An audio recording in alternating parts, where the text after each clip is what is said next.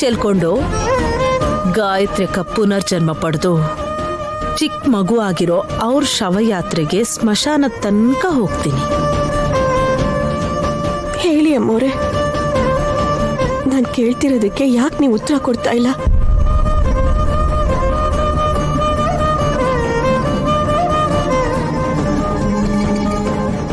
ಹೇಳದ್ಮೇಲೆ ಇಲ್ಲಿಂದ ಹೊರಡ್ಬೋದು. ಹೇಳ್ತೀನಿ ನೈನಿ. ಯಾವಾಗ ಹೇಳ್ತೀರಾ?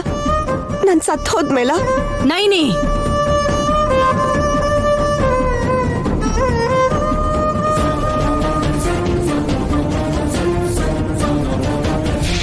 ಯಾವತ್ತೂ ಇಂಥ ಮಾತಾಡ್ಬೇಡ.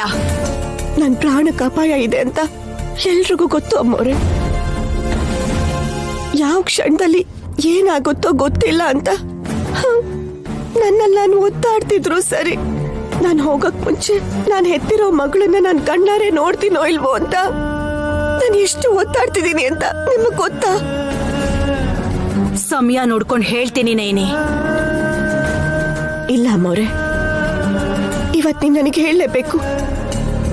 ಇಲ್ಲ ಅಂದ್ರೆ ನನ್ನ ಮೇಲೆ ಆಣೆ.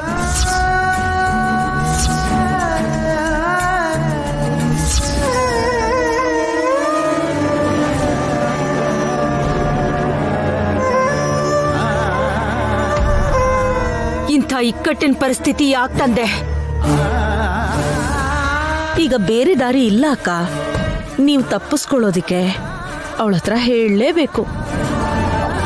ಇಲ್ಲ ಅಂದ್ರೆ ನೈನಿಗೇನೇ ಆದ್ರೂ ಅದು ನೀವು ಅವಳ ತಲೆ ಮೇಲೆ ಕೈ ಇಟ್ಟಿದ್ದಕ್ಕೆ ಅಂತಾನೆ ನಾವು ಅನ್ಕೋಬೇಕು.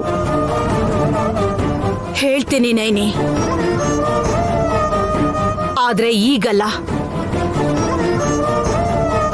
ಇವತ್ತೇ ಹೇಳು ಅಂತ ಹೇಳಿರೋದಕ್ಕೆ ನನಗಿನ್ನೂ ಸಮಯ ಇದೆ.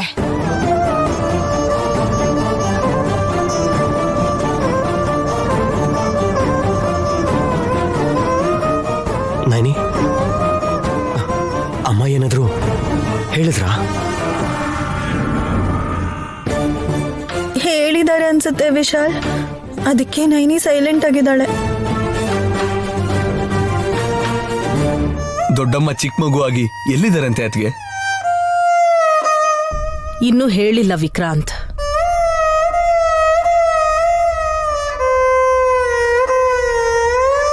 ಆದ್ರೆ ಇವತ್ತು ಖಂಡಿತವಾಗಿ ಹೇಳ್ತೀನಿ ಅಂತ ಮಾತು ಕೊಟ್ಟು ಹೋಗಿದ್ದಾರೆ ಗಾಯತ್ರಿ ಅಕ್ಕ.